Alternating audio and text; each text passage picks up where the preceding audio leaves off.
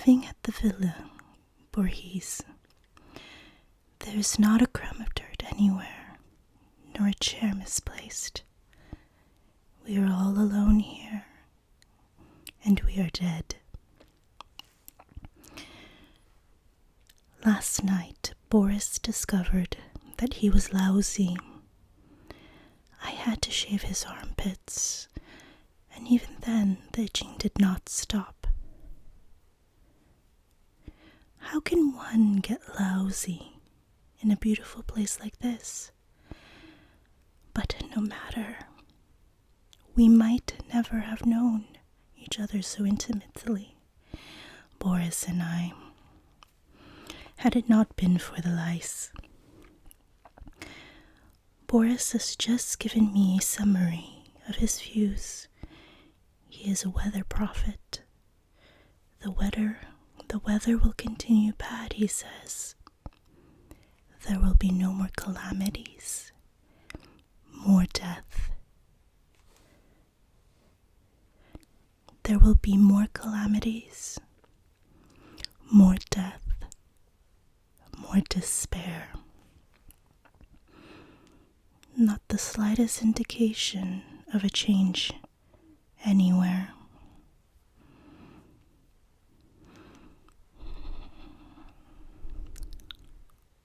The cancer of time is eating us away. Our heroes have killed themselves or are killing themselves. The hero, then, is not time, but timelessness.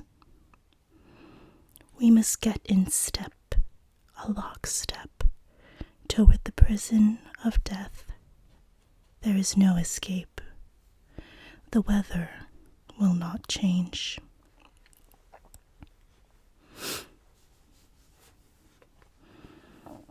It is now the fall of my second year in Paris.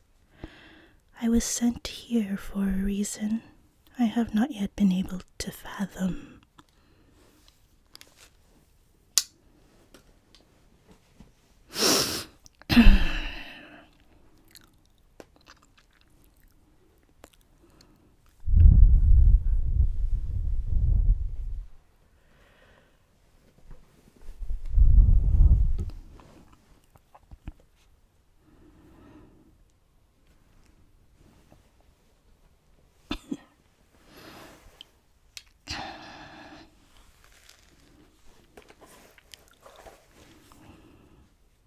I have no money, no resources, no hopes. I am the happiest man alive. A year ago, 6 months ago, I thought that I was an artist. I no longer think that about it.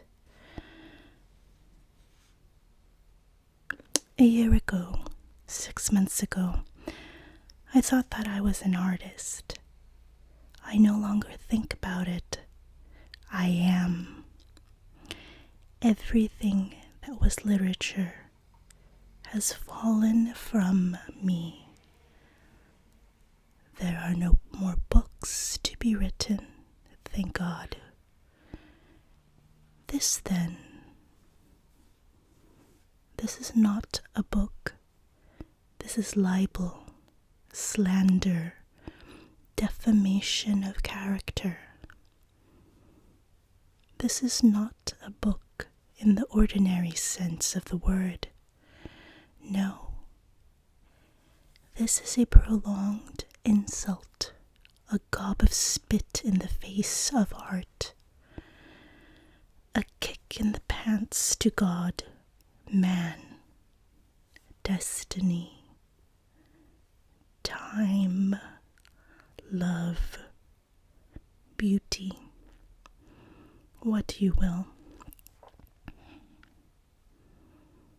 I am going to sing for you, a little off key perhaps, but I will sing. I will sing while you croak. I will dance over your dirty corpse. To sing, you must first open your mouth. you must have a pair of lungs and a little knowledge of music. It is not necessary to have an accordion or a guitar. The essential thing is to want to sing.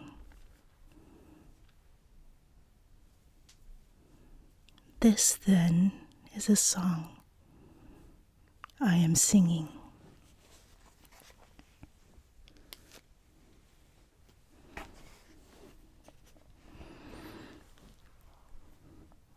It is to you, Tanya, that I am singing.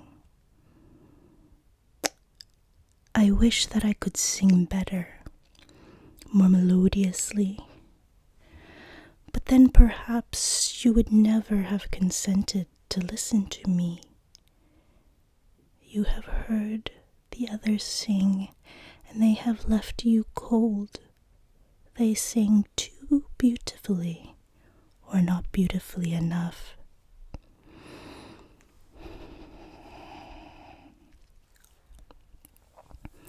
It is the 20th of October. I no longer keep track of the date. Would you say my dream of the 14th November last? There are intervals, but they are between dreams, and there is no consciousness of them left. The world around me is dissolving, leaving here and there spots of time. The world is a cancer eating itself away. I am thinking that when the great silence descends upon all, and everywhere music will at last triumph, when into the womb of time everything is again withdrawn, chaos will be restored, and chaos is the score upon which reality is written. You, Tanya, are my chaos. It is why I sing. It is not even I. It is the world dying, shedding the skin of time. I am still alive, kicking in your womb, a reality to write upon.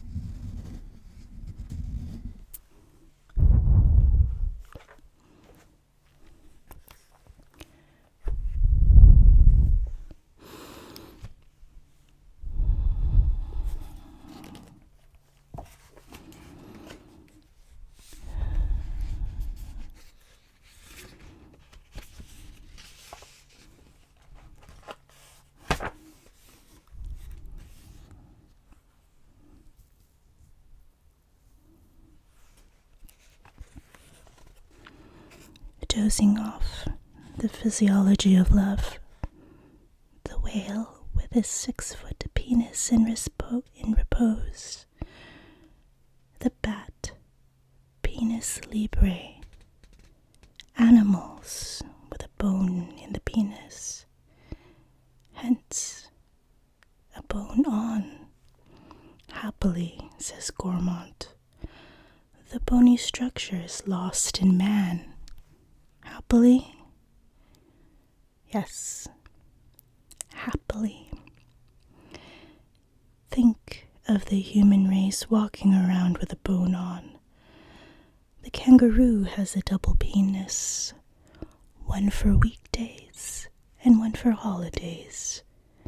Dozing, a letter from a female, asking if I have found a title for my book. Title, to be sure, Lovely Lesbians. your anecdotal life. A phrase of M. Borowski's is on Wednesdays that I have lunch with Borowski. His wife, who is a dried up cow, officiates. She is studying English now. Her favorite word is filthy. You can see immediately what a pain in the ass the Borowskis are. But wait. Borowski wears corduroy suits and plays the accordion. An invincible combination, especially when you consider that he is not a bad artist.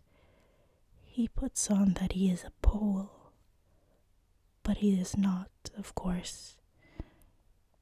He is a Jew, Borowski, and his father was a philatelist. In fact, almost all Montparnasse is Jewish, or half Jewish, which is worse. There's Karl and Paula and Kronstadt and Boris and Tanya and Sylvester and Moldorf and Lucille, all except Fillmore. Henry Jordan Oswald turned out to be a Jew also. Louis Nicholas is a Jew. Even Van Norden and Sherry are Jewish.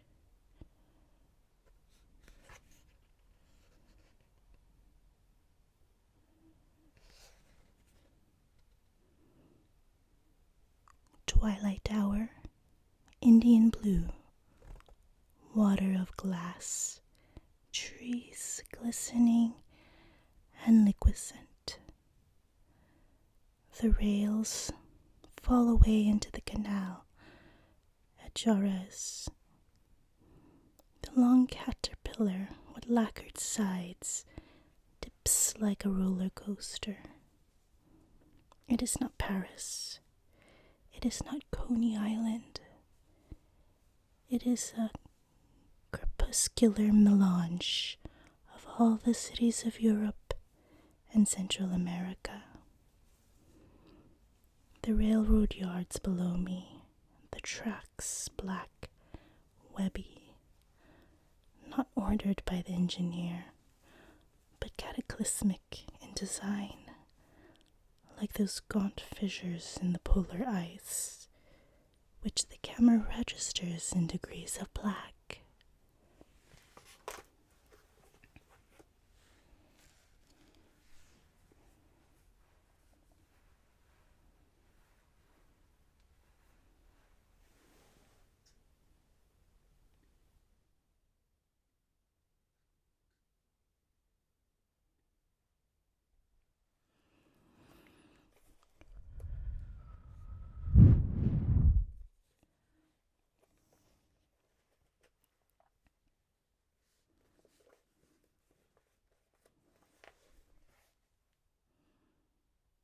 Food is of the things I enjoy tremendously.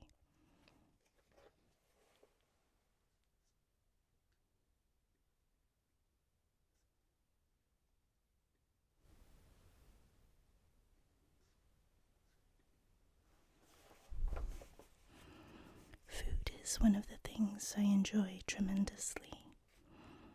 And in this beautiful Villa Borhees, there is scarcely ever any evidence of food. It is positively appalling at times. I've asked Boris time and again to order bread. Bread for breakfast, and he always forgets. He goes out for breakfast, it seems, and when he comes back, he is picking his teeth, and there is a little egg hanging from his goatee. He eats in the restaurant out of consideration for me.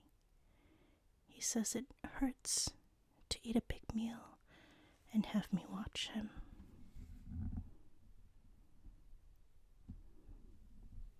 I like Van Norden, but I do not share his opinion of himself. I do not agree, for instance, that he is a philosopher or a thinker. He is cunt-struck, that's all, and he will never be a writer. Though his name blazes in 50,000 candle-power red lights, the only writers about me for whom I have any respect at present are Carl and Borhees. They are possessed. They glow inwardly with a white flame. They are mad and tone deaf. They are sufferers. Moldorf, on the other hand, who suffers too in his peculiar way, is not mad. Moldorf is a word drunk. He has no veins or blood vessels, no heart or kidneys.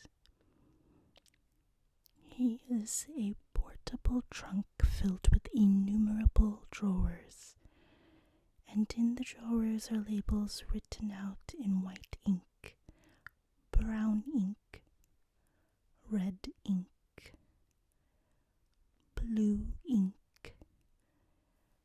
vermilion, saffron, mauve, sienna, apricot, turquoise, onyx, anjou, herring, corona,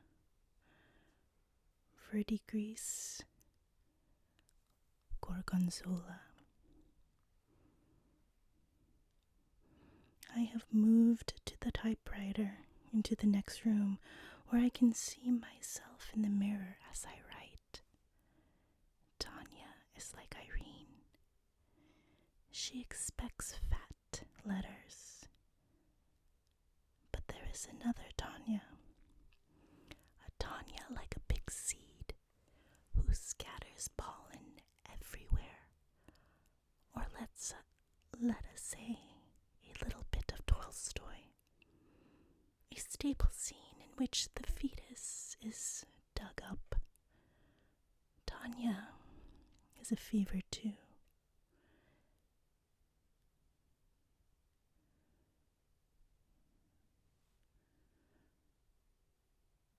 Oral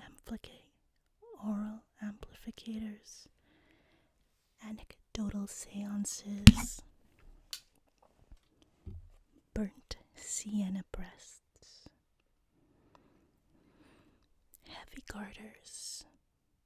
What time is it? Golden pheasants stuffed with chestnuts, taffeta fingers, vaporish twilights turning into ilex, acromegaly, cancer, and delirium, warm veils, poker chips, carpets of blood and soft thighs. Tanya says so that everyone may hear, I love him. And while Borhees scalds himself with whiskey, she says, sit down here. Oh, Borhees, Russia. What'll I do? I'm bursting with it. At night, when I look at Borhees's goatee lying on the pillow, I get hysterical. Oh, Tanya, where now is that warm cunt of yours? Those fat, heavy garters, those soft, bulging thighs. There is a bone in my prick, 6 inches long. I will ream out every wrinkle in your cunt, Tanya, big with seed. I will send you home to your Sylvester with an ache in your belly and your room turned inside out. You're Sylvester. Yes, he knows how to build a fire, but I know how to inflame a cunt. I shoot hot bolts into you, Tanya. I make your ovaries incandescent. Your Sylvester is a little jealous now. He feels something, does he? He feels the remnants of my big prick. I have set the shores a little wider. I have ironed out the wrinkles. After me, you can take on stallions, bulls, rams, drakes, Saint Bernards. You can stuff toads, bats, lizards up your rectum. You can shit arpeggios if you like, or string a zither across your navel. I am fucking you, Tanya, so that you'll stay fucked. And if you are afraid of being fucked publicly, I will fuck you privately. I will tear off a few hairs from your cunt and paste them on Borhees' chin. I will bite into your clitoris and spit out 2 franc pieces.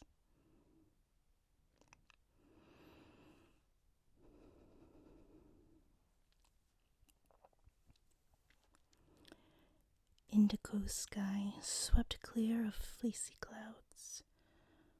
Gaunt trees and infinitely extended, their black boughs gesticulating like a sleepwalker.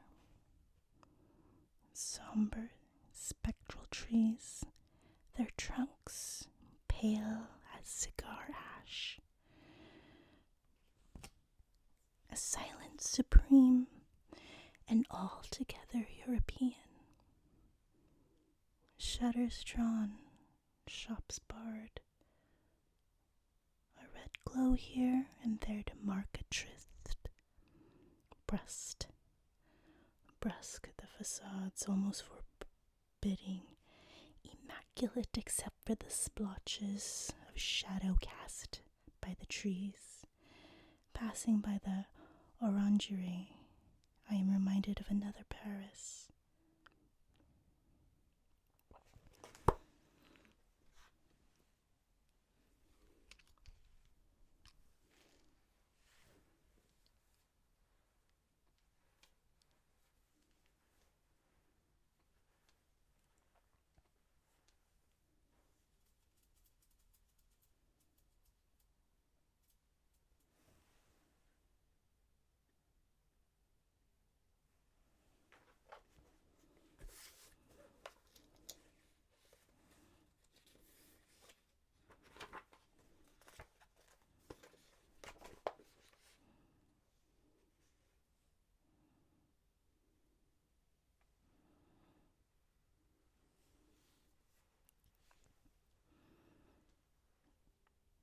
It is the caricature of a man which Moldorf first presents. Thyroid eyes, Michelin lips, voice like pea soup. Under his vest he carries a little pear. However you look at him, it is always the same panorama. Net-soaked snuff box, ivory handle, chess piece, fan temple motif. He has fermented so long now that he is amorphous. Yeast is spoiled of its vitamins. Face without a rubber plant. The females were sired twice in the 9th century and again during the Renaissance. He was carried through the great dispersions under yellow bellies and white long before the Exodus, a Tatar spat in his blood.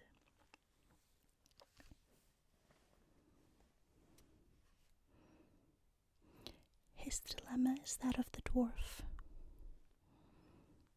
With his pineal eye, he sees his silhouette projected on a screen of incommensurable voice. Sighs. His voice, synchronized to the shadow of a pinhead, intoxicates him. He hears a roar where others only hear a squeak. There is his mind. It is an amphitheater in which the actor gives a protean performance. Moldorf, multiform and unerring, goes through his roles: clown, juggler, contortionist, priest, lecher, mountebank. The amphitheater is too small. He puts dynamite to it. The audience is drugged. He scotches it.